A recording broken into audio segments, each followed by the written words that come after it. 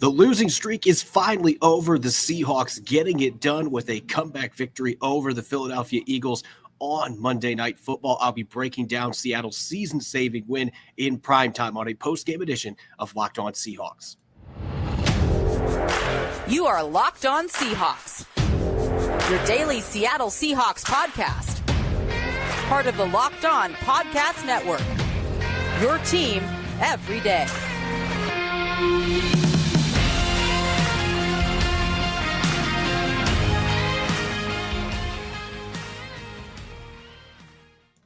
Greetings, 12. This is Corbin Smith, host of the Locked On Seahawks podcast, your daily Seahawks podcast, part of the Locked On Podcast Network, your team every day. A special thanks to all the 12s here on this late Monday night for tuning in and making Locked On Seahawks your first listen 5 days a week. Whether you're listening in nearby Seattle or across the country in Jacksonville, Florida, we greatly appreciate each and every one of you. The Seahawks finally getting back in the win column and very much keeping their playoff hopes alive with a thrilling 20-17 victory over the Philadelphia Eagles. I'll be diving into all the key storylines coming out of that game. There's sure plenty of them, especially in the final closing minutes there in the fourth quarter, plus game balls, 3 up, 3 down, jam-packed post-game episode coming your way courtesy of LinkedIn Jobs. LinkedIn Jobs helps you find the qualified candidates you want to talk to faster. Post your job for free at linkedin.com/LockedOnNFL. That's linkedin.com/LockedOnNFL to post your job for free. Terms and conditions apply. Now for your lead story here on our Monday post-game edition of Locked On Seahawks. The Seahawks received a little bit of help this weekend with the Green Bay Packers and Minnesota Vikings both losing, but they were still in the number 9 seed in the playoff hunt in the NFC going into Monday night's critical game against the Philadelphia Eagles. And it looked late like the Seahawks were going to lose their 5th consecutive game. And while they wouldn't have been eliminated, it would have been very close to eliminating them from the playoff race at 6-8. But Drew Lock had other plans. What an exciting finish that we saw at Lumen Field tonight. And the Seahawks, they had not had a pass play of over 17 yards in the entire game leading up to the game-winning drive. And Drew Lock decided to get the gun out and started lofting it downfield, and he was airing it out, and it was really fun to watch. A couple of beautiful throws, a 34-yard connection to DK Metcalf that I don't know that he could have possibly thrown that any better than he did.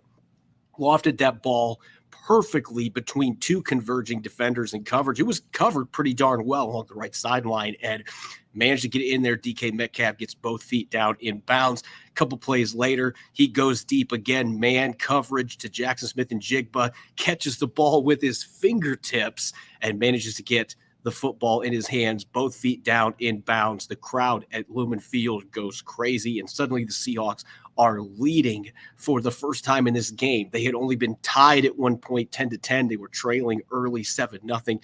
For them to find a way to pull this out late, it was really exciting. And as Drew Lock was talking about with that touchdown, this is after the game on Monday Night Football, he said, "I'll remember that play call for the rest of my life." You have to be really excited and really happy for Drew Lock when you consider the path that he has had to take. He was a second-round pick. He was expected to be the franchise quarterback for the Denver Broncos. It didn't work out. He gets traded to the Seahawks as part of the Russell Wilson trade. Everybody thought that he was going to be the new starter, not Geno Smith. That was the consensus. Geno Smith beats him out, so now he's a backup. For him to be able to seize this moment and take advantage of it, throwing a couple beautiful deep balls, getting that game-winning touchdown in the clutch, driving the Seahawks 92 yards. And oh, by the way, they only had one timeout because of a crazy sequence earlier in the fourth quarter where they went for it on 4th down once, had to call timeout before that. They were going to go for it again on 4th and 2.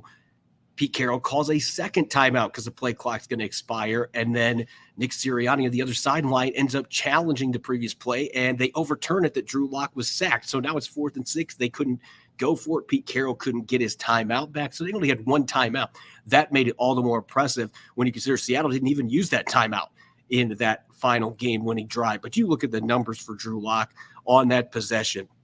92 passing yards, every single yard on that drive, starting at their own 8-yard line, came through the air, with those 2 big pass plays being the big part of it. The 34-yard completion to DK Metcalf, the 29-yard touchdown to Jaxon Smith-Njigba. 9.2 yards per attempt, almost 10 yards per attempt there. And some of it was desperation. You had to move the ball quickly, but still really exciting to see Locke show off his arm. And it was a little bit of revenge because earlier in the game, he had an opportunity to get the ball to Tyler Lockett on a deep ball, and he airmailed it over him too far for Lockett to be able to get to it. And so that was a throw that he wanted back. He was able to get those two opportunities late in the game with the game on the line, and he is able to capitalize with perfect throws to Metcalf and Smith-Njigba. And that's why the Seahawks are now 7-7. They are in the 8th seed. They have now jumped over the Green Bay Packers. According to the New York Times playoff simulator, their postseason chances jumped up to 51% with this victory. They needed another NFC win too. They still probably need to win out at this point. They're going to need some other help to go into the playoffs at 9-8. But with the schedule they got coming up, a lot of exciting things in store for the Seahawks. They're hoping this can be the win that kickstarts a late season run to get them back into the postseason. I'd be remiss, though, not to mention the defense, too. And I will admit, there are still some things for this defense that are concerning coming out of this game. They gave up long touchdown drives on the opening possession of the first half and the second half in this game that were 15 plays and 12 plays. They gave up a ton of third downs. The opening drive, the Eagles were 4 for 4, including a 3rd and 9 that Jalen Hurts hit Dallas Goedert for an 18-yard gain. Some of the issues this team has had all year long, the third down inconsistencies, missed tackles, all those things showed up on those two possessions, and that is still a major problem. The Seahawks now have given up a touchdown of their opening defensive possession in 7 of their 14 games, 50% of the time. That is the highest total in the NFL. So Pete Carroll's not going to be happy about that. But let's give this defense a ton of credit. Looking at the last 4 drives for the Eagles in this game, after they scored a touchdown on their opening possession of the second half to retake a 17-10 lead, the final 4 possessions, Julian Love gets 2 interceptions. They allow 77 net yards on those 4 possessions. The other 2, they forced a punt. And the most important thing, 0 points. This defense came through with big stops when they needed to in those final 4 possessions. And that was something that was missing from this football team. And, maybe it was some of the changes they had out there. Devin Witherspoon, obviously, they want to get him back as soon as possible. But Jamal Adams being out of the lineup, Julian Love jumping back in the starting lineup and getting both of those interceptions in the fourth quarter to spearhead this victory. They made a few other changes. They put Mike Jackson in the starting lineup over Reek Woolen. Pete Carroll said he just outplayed him during the week. They're having him compete for snaps. They're getting back to that always compete essence, and I think that paid off for them. There were not a lot of big pass plays for the Eagles today. They only had 143 passing yards in the entire game, and maybe some of that was the fact that Jalen Hurts was playing at less than 100%. He had to fly separately with an illness to this game before being a game-time decision to play, but still, I thought that the pass defense, the coverage was a lot better. They didn't give up those chunk plays down the field like they did last week against the 49ers. And so maybe some of these personnel changes are starting to work. But those last 4 possessions, this defense, they came through in the clutch. They came through with big plays on the front line, at linebacker, their safeties, their corners, the entire group. They came up with big plays when they needed to. The Eagles still had a little over 300 yards of offense, but this is a very potent offense that really, aside from those 2 touchdown possessions to open each half, I thought the Seahawks had a really good game on defense. They kept the team in the game when the offense was struggling early, didn't score a lot of points. The Eagles defense came ready to play. The Seahawks defense kept him in the game, though. They gave Drew Lock that chance to orchestrate a game-winning drive. It was one of the first times, maybe the first time all season, that you can say the offense and defense, at least for a quarter there, they put everything together. We haven't gotten to see that from the Seahawks team very much this year. That's one of the reasons they have 7 losses. They just haven't been able to get the offense and defense playing well together, doing it against the defending NFC champs at home on Monday Night Football. This can be a win that really turns things around now with the Titans, the Steelers, and the Cardinals being their last 3 opponents. Games they're going to be favored in. You still got to go out and win them, but they needed this game. It's a huge victory for the Seahawks to get back to the 500 mark at the end of this gauntlet of opponents they've played over the last month and a half. Coming up next, I'm going to be dishing out my game balls on offense, defense, and special teams from Seattle's huge victory at Lumen Field. Don't go away. You're listening to the Monday post-game edition of Locked On Seahawks. When you're hiring for your small business, you want to have as many top-tier candidates as possible to interview. That's why you have to check out LinkedIn Jobs. LinkedIn Jobs has the tools to help find the right professionals for your team faster and for free. When I was a site manager, LinkedIn Jobs was my go-to to post writing positions to land top candidates. That includes Ty Gonzalez, who's now the host of Locked On Mariners. They made the process easy and seamless.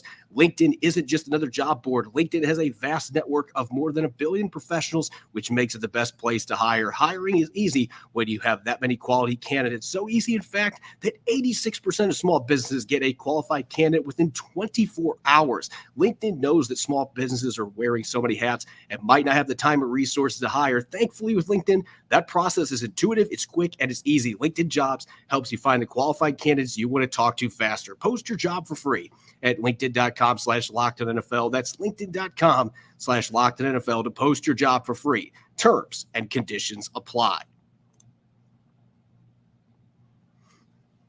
You're listening to the Monday post-game edition of Locked On Seahawks here live from Lumen Field. I'm your host, Corbin Smith. A special thanks to all the 12s out there. Thank you for making Locked On Seahawks your first listen 5 days a week. We greatly appreciate it. And make sure to check it out. We've got the first ever national sports 24/7 streaming channel with Locked On YouTube.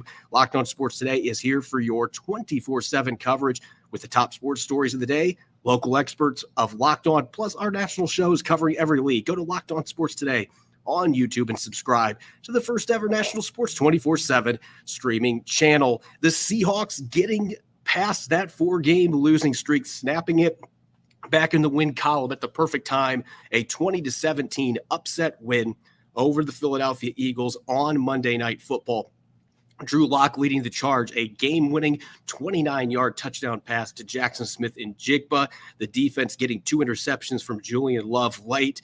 This was the signature win they have been looking for. They came up just short against the Cowboys, had 2 really tough games against the San Francisco 49ers, and obviously that difficult loss at LA that started the losing streak. They're happy to have that streak over with it. Very much back in the playoff hunt now with this win over the Eagles.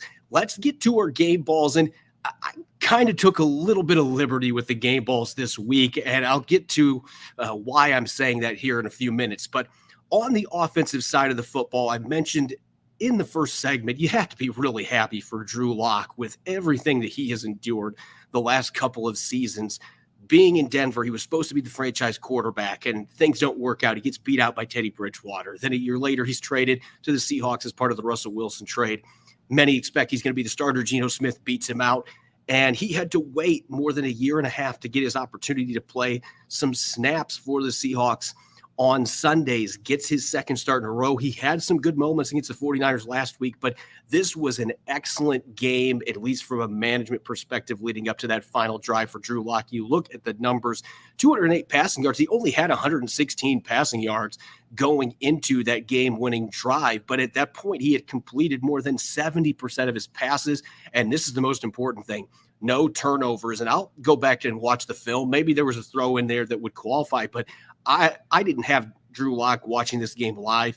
I did not have him down with a single turnover-worthy play, and that is huge. We saw last week he had a couple of interceptions. One of them was not his fault. His arm got hit when he was throwing it late in the fourth quarter, but he had another play that it could have been picked off by 2 different guys. It has been the Achilles heel in his career up to this point, that he's got all the arm talent, he's got all the physical tools, but he just has had too many times where he has trusted that arm too much or he's made bad decisions with the football. I did not see that tonight. I saw a very clean football game from Drew Lock, and this was a run-oriented attack. Let's not kid ourselves. The Seahawks dropped back to throw 50 times, but they had a quarterback that was doing a much better job of taking care of the football, managing the game, not trying to do too much.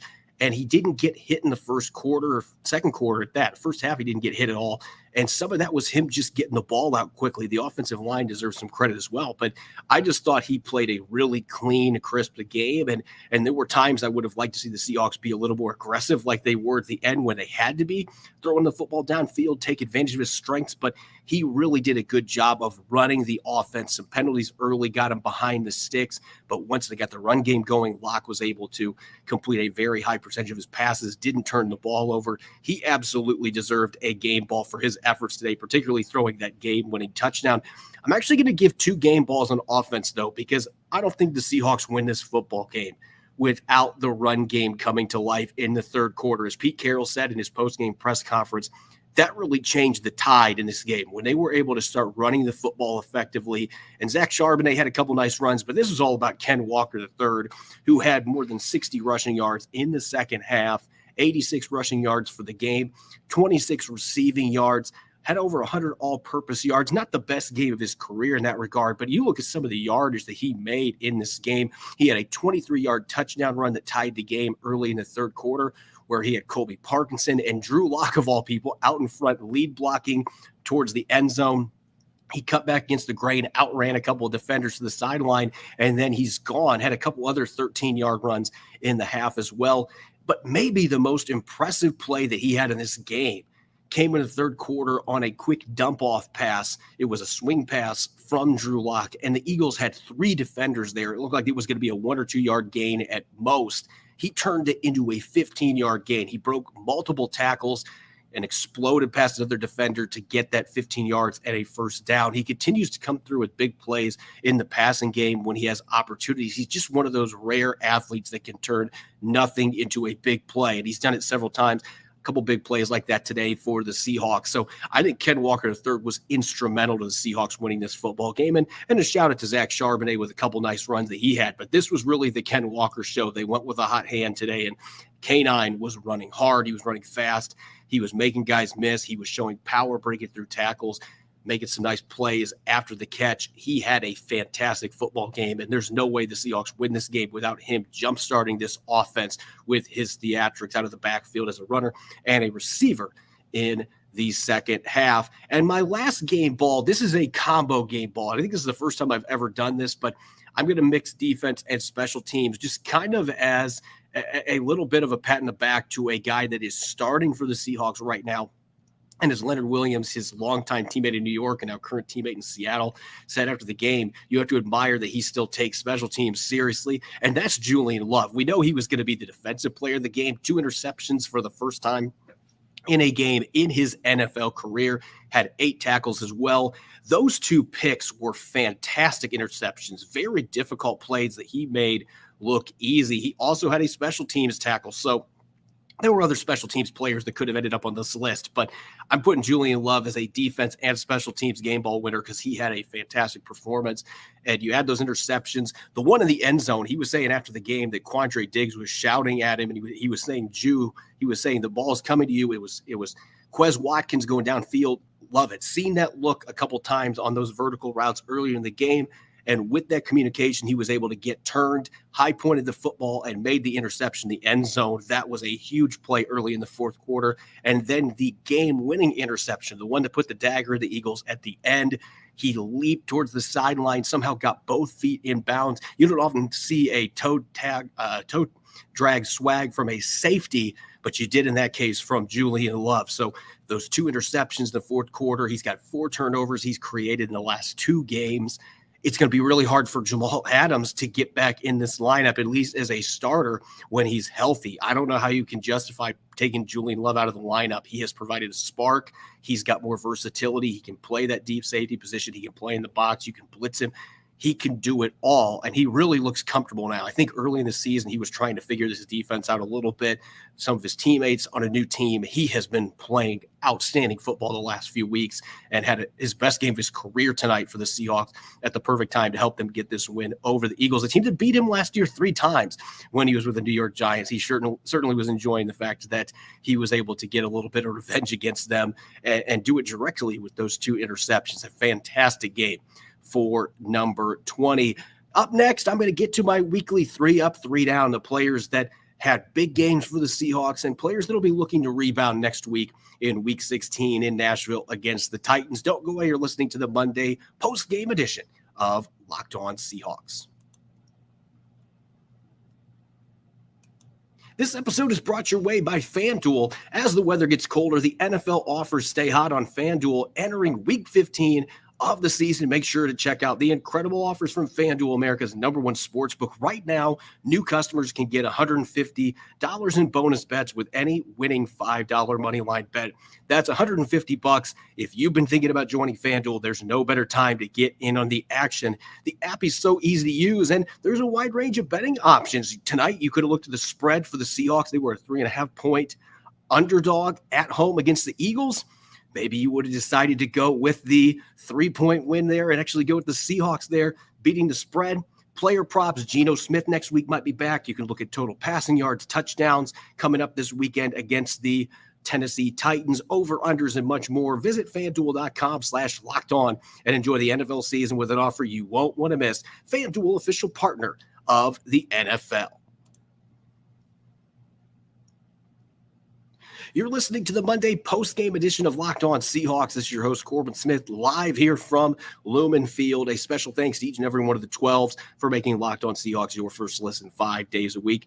We greatly appreciate it. Let's get to our 3-up, 3-down. The Seahawks with a crucial win tonight at home, Monday Night Football, under the primetime lights, beating the Eagles 20-17. To keep their playoff hopes alive. They're now 7-7, one of 4 teams with that record in the NFC. It is going to be a race to the finish. The Seahawks are hoping that this win can catapult them to a late season surge. They can get back to the playoffs and maybe make some noise in January as they were expected to going into this season. Looking at our 3-up, I mentioned Julian Love. He was our defensive and special teams game ball winner. On the defensive side of the ball, I almost thought about giving 2 game balls, though, because even though Julian Love had the 2 biggest plays in this game, I thought number 99, Big Cat Leonard Williams, had another fantastic game in the middle. Now, Pete Carroll talked about it after the game. They gave up more rushing yards than they wanted to. They had some issues with DeAndre Swift. Jalen Hurts beat them with his legs on several occasions, but it was not Leonard Williams' fault. This guy was, again, extremely disruptive. He had a tackle for loss in the opening drive for a 3-yard loss where he just blew by the blocker in front of him. The Seahawks ended up giving up a touchdown that drive, but it wasn't Leonard Williams' fault. That big play for a tackle for loss set up a 3rd and 9, and unfortunately Dallas Goedert got an 18-yard catch on the next play. But Williams had a really nice run stop. He blew up a screen later in the game for a 6-yard loss, and one of the biggest plays that happened in this game before the Seahawks got the football back for that game-winning drive. The Seahawks forced a stop on 3rd down, and Jalen Hurts rolled out to his right. Leonard Williams came back outside on a stunt, and he chased after Hurts. He was not able to throw the football. He ran back to the other side. Jaron Reed chased after him, and then he threw the ball out of bounds, incomplete. The Seahawks get the football back after a punt. The rest is history. They win this football game. But Leonard Williams, every time that you saw a big play other than Julian Love's game, it was number 99. You cannot miss him, not just because he's a big man, but this guy has been getting the job done as a pass rusher. He's getting the job done defending the run, blowing up screen plays like he's KJ Wright in a defensive lineman's body. It's really fun to watch Leonard Williams play. And I said it last week, and I'm going to reaffirm this. The Seahawks made an excellent trade there. It might not reflect in the record. I mean, they're now 2-5 with him on their roster, but this guy has played great even when they have lost games. He has been an excellent addition that has lived up to the trade they made, and he should be a priority to re-sign. This guy is a darn good football player, and he's a good locker room guy, too. You can see the rest of his teammates really love him here in Seattle, and he's excited to be here. So I'm glad to see number 99 continuing to make plays. On the offensive side of the football, DK Metcalf had 1 catch for 8 yards in the first 3 quarters. He took this game over, though, on that final game-winning drive. He had that 34-yard reception down the sideline, which it was a perfect throw, but that's a really difficult over-the-shoulder catch over by the sideline. He was able to reel it in. His most impressive catch, though, came a few plays before that, where he made a reception in the middle of the field that he ended up catching along his left leg. It was a phenomenal exhibit of hand-eye coordination and concentration on a well-contested throw. He had an 18-yard catch to kickstart that drive, and it was thrown low. Drew Lock told reporters afterwards that he apologized to him, and Metcalf said, "Stop apologizing. Let's just get the job done." Kept going back to him. Metcalf ended up finishing the game with a team high 5 receptions for 78 yards. He came through when the Seahawks needed him most. He didn't pout in this instance that the ball was not going his way the first 3 quarters. Drew Lock started to get it to him late, and he was integral to getting this win here, setting up that opportunity for Jaxon Smith-Njigba with the big plays, that clutch reception against his leg that he made that they had to review, and we were looking at the replay, and it was one of the best catches we've seen. Really exciting to see him be able to go out there after last week, finishing the game on a sour note with that ejection, for him to come out and get those catches on that game-winning drive. I thought it was an impressive display for DK Metcalf. And let's give the offensive line some credit. They have been under fire in recent weeks, and for good reason. This is a really talented Philadelphia Eagles line. They did not allow a hit on Drew Lock in the first half. Now, he got sacked in the second half twice, but still, I thought the offensive line did a really good job of protecting Drew Lock in this game, especially that last drive. He had really good pockets to throw those deep balls to Metcalf and Smith-Njigba. In the run game, they had 100 rushing yards even in this game. Not the most impressive game they've had running the ball, but they averaged over 4 yards a carry. They were effective. The offensive line got some push. They did a good job in their zone plays with the movement blocks, reach blocks. I thought the offensive line as a whole had one of their better games against a pretty darn good defensive line that made a few plays. They were going to, but overall, I thought that this was a much better than expected performance from Seattle's offensive line, blocking in the run game and protecting Drew Lock. Now, on the flip side, in this game, there were a few players that were worthy of being on the 3-down spectrum. It was not a perfect game. In fact, it looked like the Seahawks were going to lose this one late before Drew Lock was able to execute that game-winning drive. And I'm going to pick on a player that I don't think that he had a bad game necessarily, but it's just the expectations we have. Tyler Lockett, 3 catches, 21 yards. There was a play in the fourth quarter where Drew Lock threw a really nice ball, and it was well covered. Tyler Lockett had to extend his arms to be able to get the football, but that was the only place Drew Lock could throw it. That is a pass that Tyler Lockett is going to catch most of the time. We've now seen in 2 of the last 4 games that Tyler Lockett has had clutch catches in his hands that he has not been able to reel in. That's just not the Tyler Lockett that we're used to seeing. In another game where he's really mostly a non-factor. He did have a 12-yard catch that netted a first down on 3rd and 10 early in the game, but really other than that, he was a non-factor. We haven't seen much from him on the field, and it's kind of disappointing because we know what kind of a player that Tyler Lockett is capable of being, but there's been a lot of games like this season where I don't know whether it's just because the play design hasn't been scheming him open or it's been missed opportunities like that missed catch that he had. I don't know if they called it a drop just because it was kind of a tricky catch, but Drew Lock threw that on the money where he could, and those are plays you expect Tyler Lockett to make. So we're just not seeing the usual production that we see from number 16. On the defensive side of the ball, Draymond Jones, I feel like, has been on this category several times this year, and a lot of it boils down to the money that the Seahawks are paying him. He had 2 tackles. They both came late in the game. He had as many hands to the face penalties. One of them I did not agree with it. I did not see his hand sliding up to the face mask, but still, he had 2 penalties called against him. He had 2 tackles. I don't remember him ever being anywhere close to the quarterback as a pass rusher. The Seahawks really didn't do much from a pass rushing standpoint. They didn't have any sacks on Jalen Hurts. They had kind of a cautious, passive pass rushing plan with his rushing ability at the quarterback position. But still, it's a very quiet game for him where the only plays that you remember are the penalties, and you're not paying him to be that kind of player. You expect big plays from Draymond Jones. You expect him to have an impact in the run and passing game. And there's just been too many games like tonight where you just don't remember that he even played in the game other than the penalties. That's not what you should be seeing out there. And he's not making plays that jump out watching the game where like, oh, he didn't make the tackle, but he made this happen. You're not seeing plays like that. And so this boils down to expectations, much like Tyler Lockett. This is another ho-hum game for Draymond Jones where it just didn't seem like he really was much of a factor on the defensive side of the football. And I'm also going to call out the edge rushers. No quarterback hits from Boye Mafe, Darrell Taylor, Derek Hall, and Draymond Jones is going to be in that mix as well. He's playing some off the edge. Frank Clark, all these guys, they are not getting pressure on the quarterback. And that was just not something that I thought, I thought going into this game. Let me restate this. I thought going into this game, if the Seahawks were not able to get some pressure on Jalen Hurts, that it was going to be near impossible for them to win this game. They were able to get a couple clutch pressures from their interior guys late in Leonard Williams and Jaron Reed. Didn't have any sacks on him. it was a very quiet game for the edge rushers. Boye Mafe did have one pass breakup at the line of scrimmage, so at least he had that going. There was one tackle at the line of scrimmage, but otherwise, Darrell Taylor was a complete non-factor in this game. I don't remember him making any tackles. He's listed with 2, but I just remember seeing number 52 on the field. I don't remember any plays from him. Derek Hall's biggest contribution was a huge hit on special teams to open the game.